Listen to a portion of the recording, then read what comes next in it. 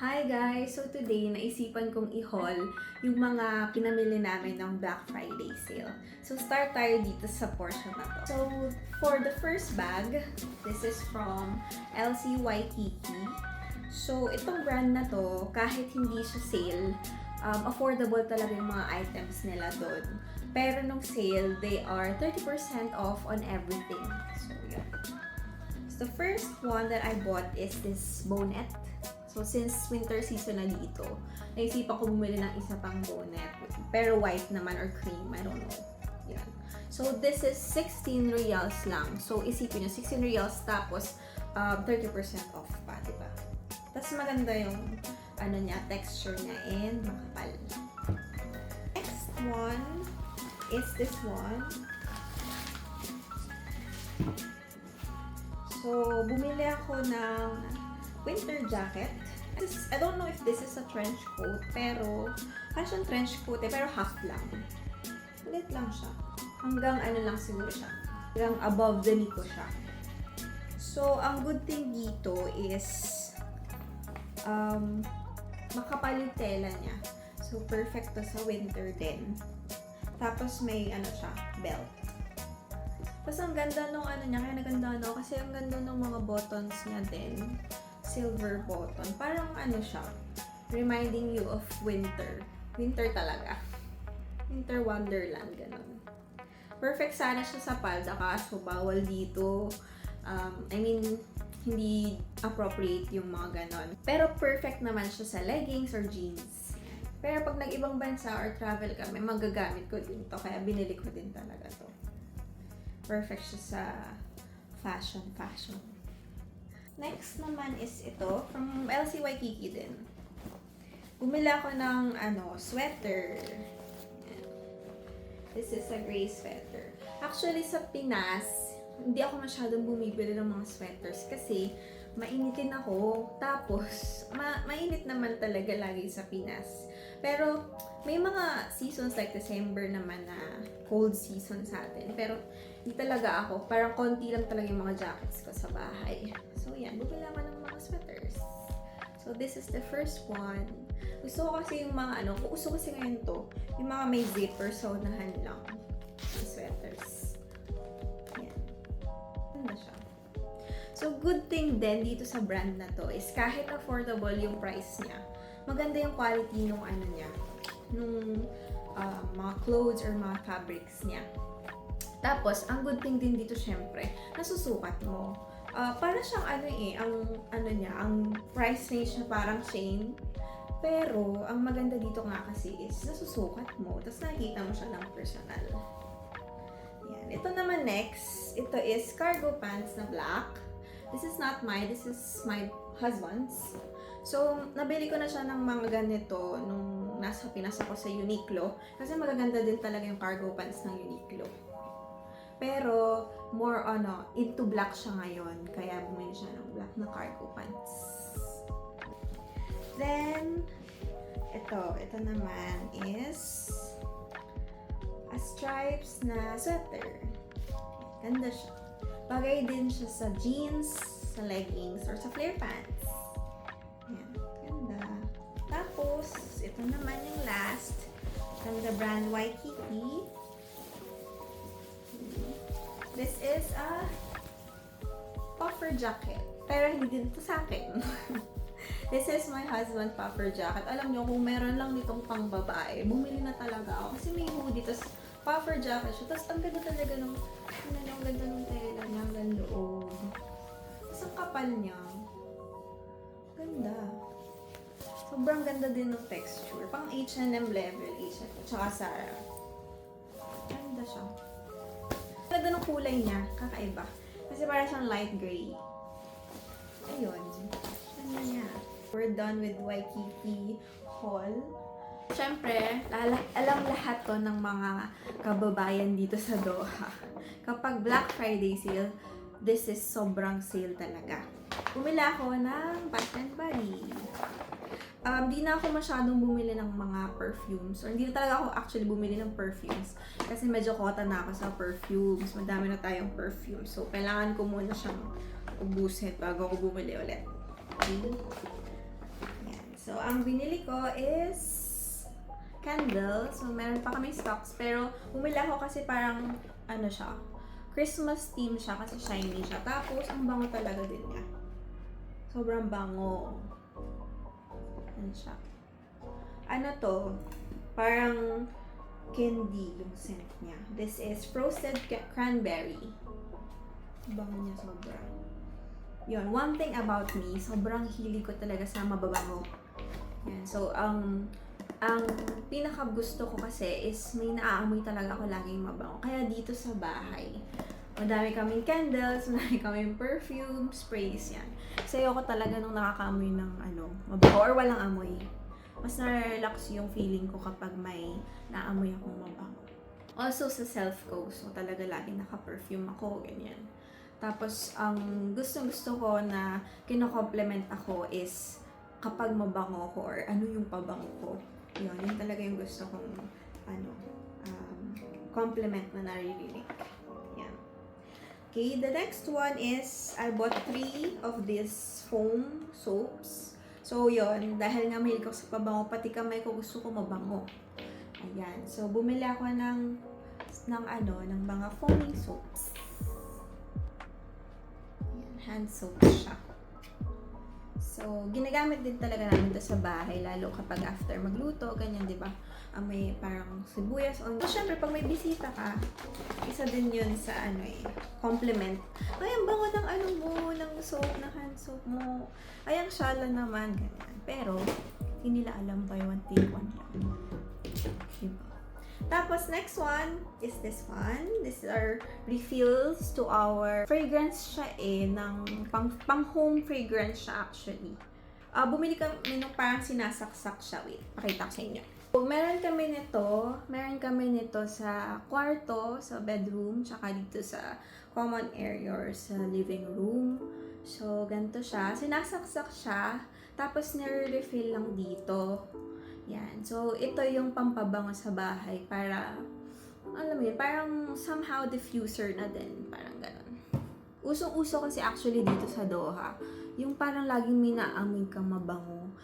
Lalo pag sa mga malls. Kahit nasa mga malls ka, amoy pabango talaga lagi.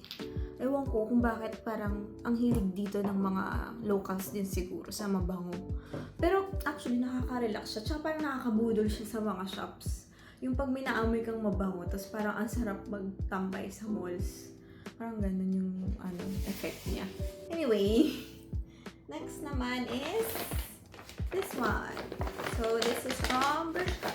Ang binili ko is t-shirt. May binili din akong flare pants dito na parang, anong color ba yun? Parang siyang light blue, pero pastel color siya na blue. So, iniwan ko siya dun sa shop kasi pina-alter ko kasi masyadong mahaba sa akin. Yun. So, babalikan ko pa siya sa Friday, I think. Ayan. So, ito is an oversized shirt. This is an oversized shirt. Okay. This is from Bershka. Actually, this is men's. Kasi yung mga, mas maganda kasi yung mga, napansin ko mas maganda kasi yung mga statement shirts ng mga lalaki kaysa dun sa mga pang-girls. So, doon ako bumili. Tapos, pinili ko na lang na size is XS or XXS. Ito yung perfect size for me na oversized pero tama lang. Yan. So, medyo into, na din ako ngayon. Dati, hindi talaga ako nagti-t-shirts. As in, hindi talaga ako nagti-t-shirts sa mga nakakilala sa akin. Sobrang amang-ama na mag-t-shirt ako sa labas. Pero, ngayon, gustong-gusto nga na yung naka-t-shirt lang ako, tapos pants, ganyan, naka-leggings. Yun na yung ko ngayon. I'm getting old. Char. Yan. Ito yung isa. And then, the other one is this one. This is Vincent Van Gogh. I don't know. Basta Vincent Van siya. Yun. Ganda din yung likod niya. Tapos kakaiba yung color niya. So, maganda siya. Nakakaputi siya. Diba? Yan. The next one naman is ito. Ay, hindi. Sige, ito na Pandora. Sa mga mahabang chikahan to. Yung Pandora naman, syempre pag Black Friday, pilahan talaga, grabe, ang daming pumipila dito. I already have 2 bracelets of Pandora. Medyo nawala kasi ako sa pagko-collect ng Pandora this past few years kasi medyo naging into gold. So mas naisipan kong mag-invest more on sa golds kasi syempre mas investment naman talaga yung kesa sa mga ganito na jewelries. Okay, so ngayon naisip ko, nung naisip ko, bakit di ulit ako mag-collect ng Pandora? Tapos, ang gawin ko is, di ba, dalawa yung bracelet ko. Yung isa, gawin ko siyang parang travel bracelet. So, lahat ng mga napupuntahan kong countries is mag-collect ako ng isang charm each country. Tapos, yung isa naman is like a memory bracelet. So, lahat yon is, example, binigyan ako ng mga charms, o kaya meron akong achievement sa life, or yung something that reminds me of like a memory, ganon, na nakita ko na maganda yung charm. So, dun ko ilalagay dun sa isa. Yan. So, bumili akong dalawa. Ito siya. Siya nalagay ng ayos. Pero, yung isa is heart siya. Yung isa. Tapos, yung isa naman is camel. So, ito is parang ano siya. Itong camel is for parang representation ng Qatar. Kasi, diba, nandito tayo sa Qatar ngayon. And then, ito naman is a heart shape. Basta, meron siya sa likod. Saka ako na i-share. Pero yon. This is a charm for success or a milestone for me. And then, this one is a charm for travel. Next naman is this one. So, this is from an outlet, an authentic outlet store here in Doha. So, I bought a Tory Burch bag. So, actually, itong mga ganitong brands like Tory, kung hindi mo talaga siya, wala kang inaay na item dito, mas okay talaga na abangan mo yung mga sale nila.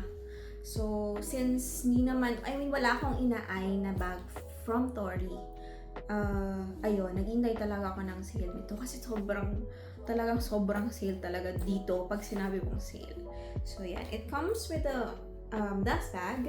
So, this is the dust bag. And then, ito siya. Yan. Ayun.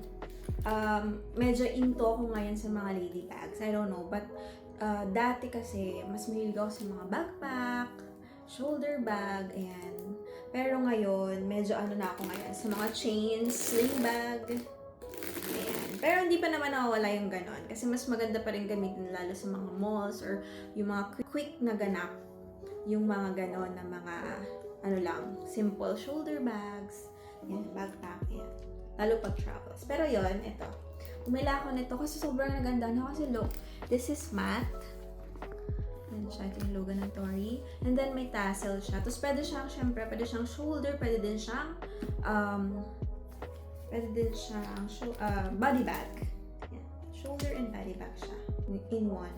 And then, kaya din gusto ko sa Tory kasi sobrang ganda nung magnet niya ng bags. Hindi ka mahihirapan kasi sobrang kapit ng magnet. So, ito yung loob niya. Kita nyo ba? So, meron siya dito, zipper. And then, meron din siyang pouches dito for the cards or anything. And then, meron din siyang pocket. Little or small pocket dito sa likod. Na magnetized din. So, secure yung ilalagay niya dito sa likod. Diba? Ang ganda. Kuha ko lang siya talaga ng sobrang affordable. I mean, from its original price, this is, super sulit. A good deal for a Tory Burch bag.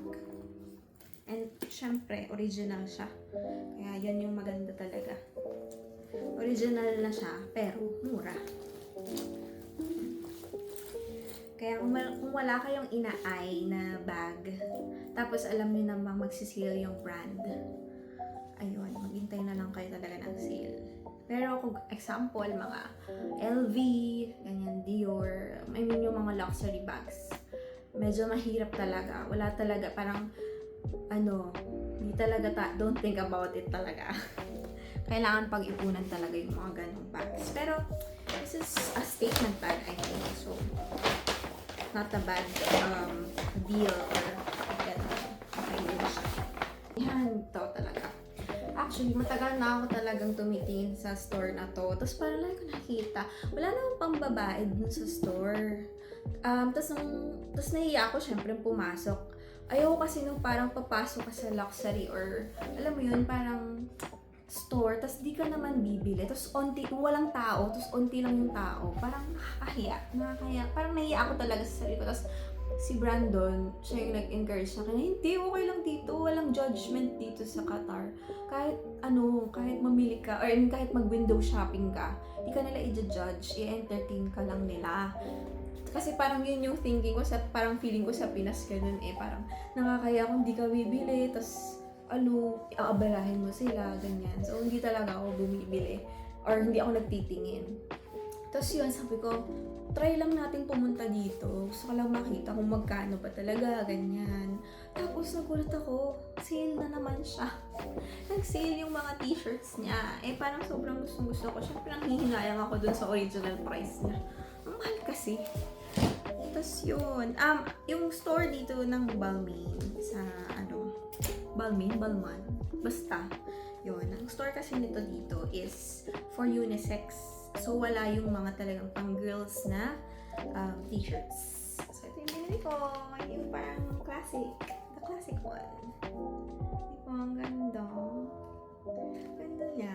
Pwede siya sa formal. Pwede din siya sa casual. Yan. Pero, expect nyo, hindi talaga ako bibili ng ganun kadami. Ano lang to, parang one of the deserve ko to na bilhin. Parang ganun. Kasi mahal. Parang sa akin nakakahinayang kasi t-shirt, maluluma. Pero, for just a trial, ganun. Sobrang kuripot ko talaga. Lalo pag mga ganito. Yan. And then lastly, is ito naman. This is from Harvey Nichols. Or Nichols. I don't know. Basta, Harvey Nichols ang alam ko dito. Pero, basta yan. So, this is also an authentic reseller of branded clothes and bags dito. So, ito is in Doha Festival City Mall. Ayun. So, reseller sila ng mga luxury brands dito sa Doha. Pero nasa loob siya ng mall. Parang hindi ko kaya. Bigat yung box niya. Yung box na yung mabigat. Yan. So, naka-box siya. This is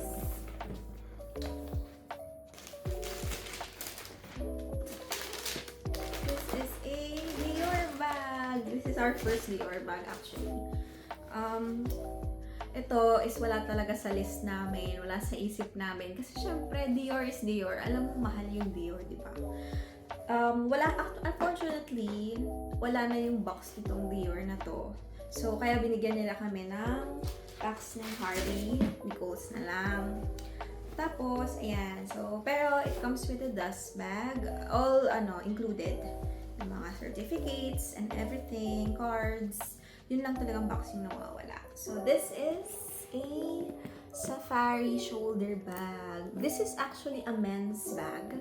Pero, pwede ko siyang gamitin. Kaya sabi ko, okay lang kunin. Kasi parang siya ngayon uso na kasi yung, 'di ba, yung mga boys ginagamit na din yung mga bags or body bags ng mga girls. So yun, bakit hindi din tayo pwedeng gumamit ng men's bag? So binili namin to. And guess what? This is on sale for just on the 29th of November. Tapos, papakita ko sa inyo dito. As in, wala. Sabi ko lang talaga, kasi ako mahilig talaga akong mag-manifest. Sabi ko lang kay Brando, kasi nga, na-encourage ako na magtingin-tingin na, ganyan. Kahit di mo ako bibili, window shopping. Manifesting lang, kasi parang, sabi ko one day, bibili talaga ako ng mga gusto kong luxury brands. Pero, syempre, pag talagang, pag may pera ka, ganyan, or may extra money ka lang, saka ka bibili. Parang ganun. Ayun, so, tingnan ko lang kasi sabi ko, as in bare talaga siya. Walang red tag, walang nakalagay na may offer or special offer, as in bare. So parang unang tingin mo dun sa sa shelves, hindi siya sale, hindi siya kasama sa sale. So parang sobrang mahal niya pa rin, ganyan. Tapos titingin ako, tapos tinitingnan ko kasi yung mga prices talaga ng mga bags. Para alam mo yun, alam ko kung magkano yung pag-ipunan ko in case gusto ko yung bags. Tapos nakita ko to, nag-sale. Tapos hindi talaga ako makapaniwala na ganun lang yung amount niya. Kasi syempre, di ba pag Dior, ang expect mo sa mga ganito is 150 pataas na pesos. 150,000 pesos pataas. Tapos nagwala ako, sabi ko, shit. Parang wala, basta hindi talaga, hanggang pag-uwi namin, hindi talaga ako makapaniwala na nag-sale siya. Pero sabi nung sales lady, kasi hindi talaga ako makapaniwala, tinanong ko din talaga sa kanya, ko, tunay po ba to na ganito yung sale niya, ganyan. Tapos sabi niya, yes, this is just for this day. This is just today. The special offer is just today. So parang siguro for the sake na sumali sila dun sa Black Friday thing, yun, nag-sale sila. Tapos, ayun, nakuha namin to. This is a safari bag. So, parang pwede ko din siyang gamitin kasi shoulder bag din siya. Hindi naman siya mukha talagang pang-lalaking pang-lalaki. So, yan. Ang ganda din kasi logo type of bag din siya ng Dior. So, alam mo talagang Dior siya. Yan. And then, this, may pocket siya sa likod. Tapos, yun, ito yung strap niya. May strap siya na ganito. Ayan, makapal yung strap niya, pero yun yung maganda eh. Actually, hindi ako mahilig dun sa mga medyo manipis na strap, tapos ganito yung style ng bag. Mas maganda talaga yung ganito. Tapos, meron pa siyang nakalagay na Christian Dior. Ayan. Ganda niya. Tapos, ang ganda din ng color. Dalawa to eh. Isa is black, tapos ito din. Tapos sabi ko, hindi kasi masyadong statement or hindi masyadong classic yung black. Kaya sabi ko ganito na lang para kita. Tapos, ang ganda. Maganda siya. Pwede din siya sa girls. Yan. Buksan natin. Ganda niya talaga sa loob. Ayan. Di pa rin ako actually hanggang ngayon, di pa rin makapaniwala na ganun lang yung amount niya. I mean, mahal pa rin siya ha. Don't get me wrong. Mahal pa rin talaga siya. Talagang dugot pawis pa rin yung amount niya. Pero, compare sa original price nito and compare sa lahat ng Dior, this is so much cheaper. This is sulit. So may card siya, and then the certificate is here. Yan. And then we also have the receipt. We also have the receipt from Harvey Cole. Yan. Ayun lang. So natuwa naman ako kasi nag-iipon kami. Ayun, nag-ipon naman kami. Tsaka hindi naman siya araw-araw. So, every year lang naman nangyayari yung mga ganong sale. So, why not grab it, di ba? Yun lang naman yung haul ko. And just a friendly reminder lang. So, it's okay to spend, to shop, to spoil, or to reward yourself of the things na gusto nyo. Like this one. Pero, lagi niyong tandaan na you should save talaga money. Tapos, lagi dapat tayong may emergency fund. Kasi you'll never know. Hindi nyo alam or hindi natin alam kung ano yung meron sa future. Kaya, mas maganda and mas nakakapanatag ng loob yung magsuspend kayo or magsushop kayo pero may tira pa. So, yun. Mas okay na i-suspend yung money is really your extra money. Or kapag halimbawa, may mga pinag-ipunan kayo na for that specific item lang talaga. Pero kung sasabihin mo na parang, deserve ko to, tapos after mong ma-deserve yun, wala ka nang matitirang savings, hindi siya ideal. Kasi this material things is just, temporary happiness lang. Kaya yon. So, advice ko lang is, we shop but we don't forget to save. Ayun lang. Bye-bye. Thank you.